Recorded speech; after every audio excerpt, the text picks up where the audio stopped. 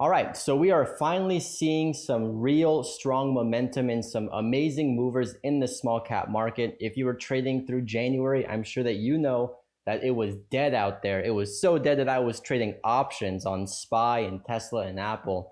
But finally, we're seeing some strong volumes, some strong runners in the small cap market. And I want to take this video to share with you a very simple strategy that I used today and yesterday on DCFC, where I was able to go long at 860s. I swung it overnight, the whole position, and I sold all of it at an average about $16.50 per share. Now, if I saw someone trade like this when I was learning how to trade in my beginning years, I would have been shocked and mind blown, and I would have really loved just to see their process and learn how they can stay patient for such a big winner. So the goal of this video is just to teach you how to be patient with those winning trades, how to use the chart just to stay patient, allow levels to build up, and then of course, once the trend starts to turn, lock in those profits with confidence. So we're going to be breaking down my trade on DCFC, and let's get right into it. All right, so in this half of the video, we're going to be going over my strategy, but before we do that, I have to say and give a disclaimer that I am not a licensed financial advisor. Nothing in this video is a buy or sell recommendation, and everything said in here is purely for entertainment and educational purposes only. If you don't agree with our full disclaimer on tradebuddy.net/legal, then close out this video right now. But if you do accept the risk with trading and you accept the disclaimer, then we can jump right into the lesson. So if you have any questions about the softwares I use, the scanners I use, there should be a full kind of FAQ in the description. But if not, you can also ask me in my DMs or in the comment section down below. But so, okay, let's break down this strategy. I've talked about this strategy in the past in a few videos, and the best way that I can describe this strategy is simply dip buying the pre-market high on a first green day stock. So we're going to be looking at DCFC. So typically when I'm finding a stock to trade, there's a few main criteria that I'm really looking for. It's not really like a set, it has to be this, but these are some of the things I look for. Number one, I obviously want to be trading lower float stocks. I want to be trading stocks that have a bit more volatility to them. So I want to see big swings in the price, and I want to see good volume. And then of course, I want it to be the first green day. So basically what that means is that they released some type of news. There's some event catalyst, and that catalyst was able to move the stock above its pre-market high. So if we look at yesterday on DCFC, now this thing was very lightly traded in pre-market, almost no volume at all. But if you use the 5-minute line chart, and this is what I primarily use for intraday trading, you can clearly see that we had this little pre-market top right here near 850, right? Previous resistance. The stock opened up pretty weak, almost no volume, down in the 720s, and then all of a sudden it squeezed up, it halted, and it halted right into that pre-market resistance. 5 minutes later, the stock unhalted, and then it squeezed up into the 1150s. So just off that, right, we have a very clear break over the pre-market high. And now a very, this is like one of the first things I learned in trading, but I never really applied it. There is a simple idea called previous resistance as new support. If a level of previous resistance is broken, then that level should be able to hold as new support. Now, let me rephrase that. Not that it should, but if it does hold as support, then the stock can keep continuing. You see, there's no way that we can predict which levels of support will hold. All we know is that if it does hold, we can see a bigger move upwards. And that's really what this strategy is about. And that's what all strategies are about. No one is able to predict the market with certainty, but if you can make a strategy with some rules around it, you can get the statistics of how it performs over the long run. And this strategy works really well over the long run. So looking at DCFC, just looking at the news, this one had a very strong catalyst where the president of the United States mentioned this company. They mentioned the company by name and they invited them to the White House. And if you have been trading markets for like a year or two, then you know that this is a very, very positive catalyst. We can just look at stocks like Workhorse. This was mentioned by Trump when he was president, and this thing went from like $1.50 to 42 bucks over some time, but it had that big squeeze. There was also Kodak. That was also a big one, pumped up by Trump. And this, in a very short amount of time, went from like 250 to 60 bucks. And then of course, we have DWAC. Trump wasn't president, but he still is Trump.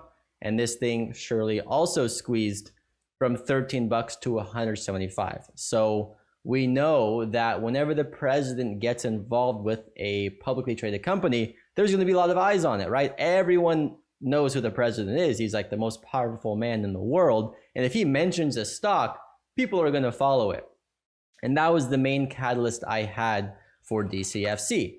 So knowing that, knowing it had a lower float, and just knowing that catalyst, once I saw it break out above that pre-market high, I knew right away what I wanted to trade.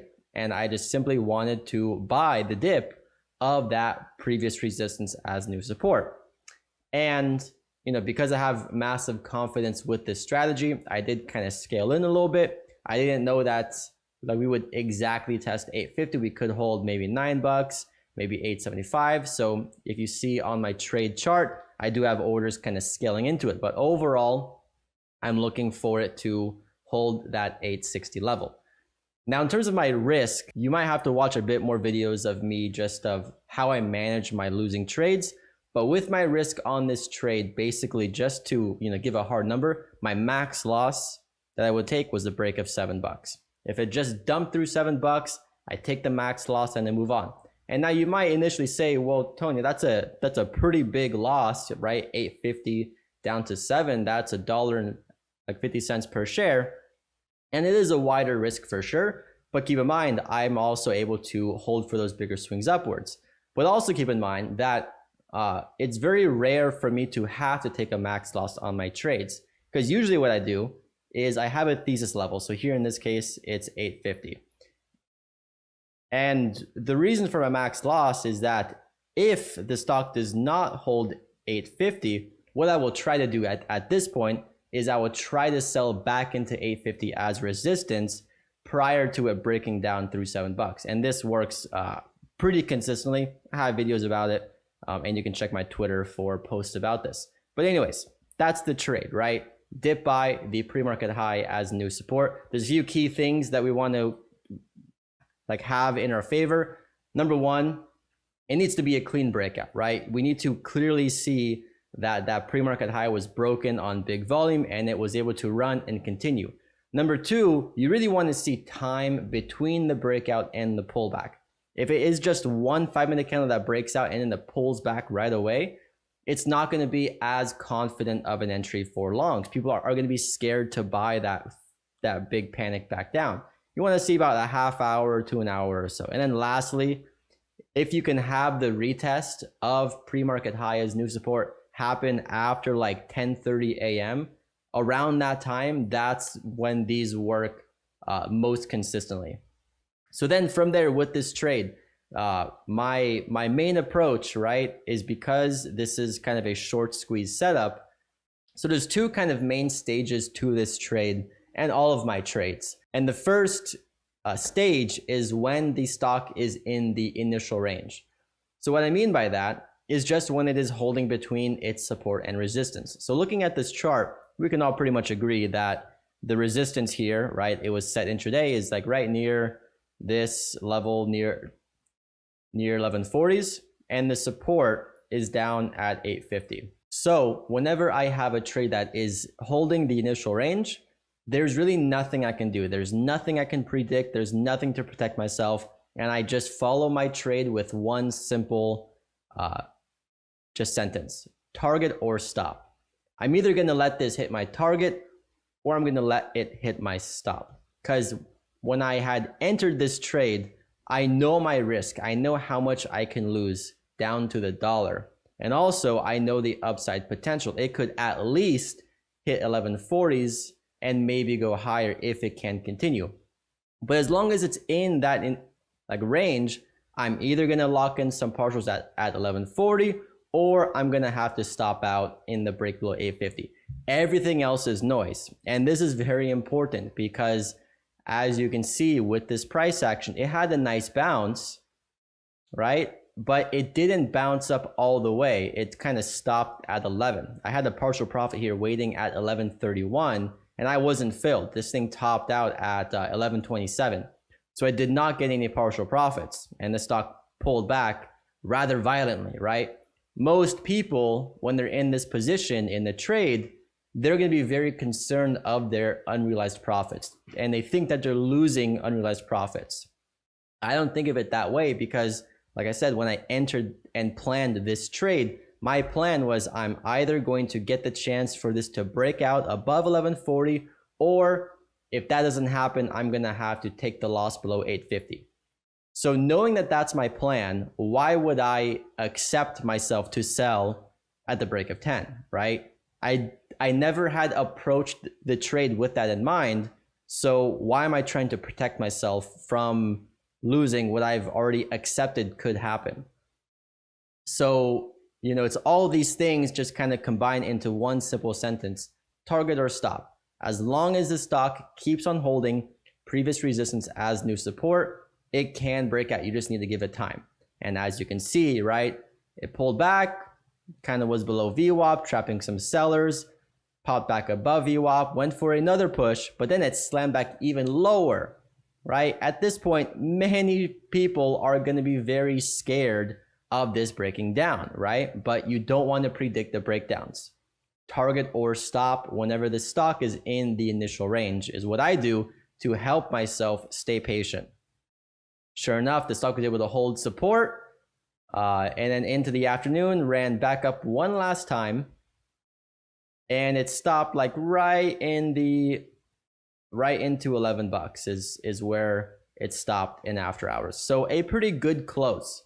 And all this time, I did nothing. I just took my entry, did not take any profits. I did nothing. Then the morning came around, and it was able to break out very successfully. You can see right here, right near 5 a.m., the trading kicked off, broke out above the previous day high. So now that this was breaking out the next morning, I was a lot more okay with letting it break out and not locking in partial profits into that first resistance. Typically with most trades, I always take a partial profit into that first resistance because we don't know if it is going to break out. But because this had kind of consolidated for such a long time and it was the morning and I was very confident with this to squeeze, I said, you know what, let me just sit back and see what happens. So the stock was able to break out, right? You can see here in pre-market, let me just zoom out a little bit so we can get all the context. You can see it was able to break out above that initial range. So now, once the stock has broken the initial range, it's no longer target or stop because we're now technically like in the money with the trade. That's how I word it. So now all that matters is we just need to see that previous resistance hold as new support again. Where is the previous resistance? It's at 1140. So as long as we can see the stock hold above 1140, it should keep continuing higher. Now, I didn't cover this in the beginning, but we have to also understand that this stock, DCFC, was in new all-time highs. You can see that the previous high was the IPO price right near $11. So that was the previous all-time high and the stock was gapping up above it. It has no resistance. So because it's an all-time highs, I really can't plan out levels of potential resistance. I just have to let it find its top and react to it. And this is how I do it. So just using the idea of, hey, as long as previous resistance can keep holding as new support, the stock is 100% bullish. So I have my level drawn, looking at the line chart. And the reason why I use the line chart is because it helps you not get stopped out by wicks, because it takes away the wicks. So you can see here on the line chart, we easily, like it was no problem, held above that previous resistance as new support. No problem at all. Into market open, you could say that we set this kind of next level higher, but you want to be careful when doing this because there is some kind of finesse to it. But like you could easily say, okay, new resistance is at $12. As long as the stock holds above that, it's totally bullish. But you want to be careful doing this too much because big picture, it technically could still pull back down to 1140s and be bullish. You have to kind of just learn how to read the charts and learn the feel of it. That's why at market open, my way of reading this wasn't that, previous resistance is 1290s, it has to hold that. I was just focusing on the big picture. As long as we could hold above the previous day high, anyone who sold yesterday is trapped. Anyone who is shorting, anyone who sold long is going to want to, FOMO back in because it's running. So I just sat back, let it do its thing. It was kind of grinding at market open, but overall a very strong hold of VWAP. Like, this is insanely bullish. And then the stock rocketed up, broke through this resistance. Now, this is a level that I do want to draw because it is significant, right? It ran up, it stopped there into market open, turned around, and that was the new previous resistance. So at 1375. Once the stock was able to break out above that and halt, very simple. As long as previous resistance can hold as new support, the stock is 100% bullish. So as long as we can hold above 1375, we just need to stay patient and let the stock have the time it needs. Sorry about that. Let the stock have the time it needs to really continue. So then here it got kind of tricky for me because it was a little bit choppy and I was up, quite a bit. So at this point, right near like 10:30 a.m., set this little top in the 1630s. I was considering just taking like a hard stop on the break below 1560s, but then looking at the big picture, right? Technically, it could still be bullish as long as it held above 1375, but I didn't really want to hold all of my shares down to that. I really wanted to kind of ease my own emotions, ease my patience. We call them patience partials, right? If you're up a really good amount and you're getting a little bit like antsy, it's okay to lock in some patience partials to allow yourself to just kind of, breathe and focus on the chart. So I ended up locking in some partial profits in the 1670s. And that allowed me just to kind of sit back and say, all right, you know what? It still is bullish. As long as it holds 1375, it's totally fine. That's why right here, I didn't panic, right? There was no reason to panic. It held support, ran up higher, broke through this previous resistance at 17 bucks. Once again, as long as previous resistance can hold as new support, the stock is still bullish. So you keep on holding. And you can see that pattern finally broke. That pattern finally broke down where we can see that the stock no longer held previous resistance as new support. Very simple to see. And what you have to do now is just accept that fact, right? And this is a difficult thing too, because there is no way that I could have ever sold up here. I would have had no way to be confident in selling there. Maybe if I was a pro at reading level 2, but I don't really care about level 2. All I care about is letting the stock find the top and then selling after that. Because what I found in my trading data over time is that whenever I tried predicting the top, 9 times out of 10, I would sell too soon. So instead of trying to find the top and be wrong 9 times out of 10, I found it a lot easier, a lot less stressful just to let the stock find the top, learn how to react to it, and get out before it dumps. So right here, right, we had that first sign of weakness. So right away, I sold some shares. And then based off the 5-minute chart, now we did have a chance to still be bullish on the hourly chart. I kind of broke this down a bit more in depth with the Trade Buddy members today in the live recap. But basically, it was still technically overall bullish. It could have held. So it kind of took me time to just accept, okay, you know what? It is dying. But basically, I locked in some partials as it no longer held the 5-minute chart. And then just using the 5-minute line chart just for liquidity, I located this kind of tiny intraday previous support right near 1850. And I sold some profits into that push as potential resistance. And then ultimately, once it had broke down and the hourly chart closed below VWAP, it closed below all the support levels, I just sold the rest into this push in the 1630s.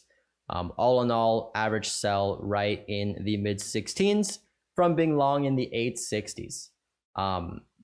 And that's pretty much that for this specific trade. I might trade it again. We'll see what it does tomorrow. But that's pretty much the strategy, and that's how I am able to stay patient with holding for these big moves. Now, what I want to kind of wrap it up with is that the main reason why I can do this is because I have built rules around my trading that allows me to capture these big moves. It may not be for everyone, right? More people seem to like kind of like hopping in and out very quickly, but this is what works for me, and this is where I have found my consistency. So if this helps you out, please let me know. I would love the feedback. If you have any questions, I would be happy to try to help you out. I've been posting a lot on Twitter, just daily, kind of calling out my trades and stuff. So make sure to go follow me there, also on Instagram. But hopefully you enjoyed the lesson, and I'll see you in the next one.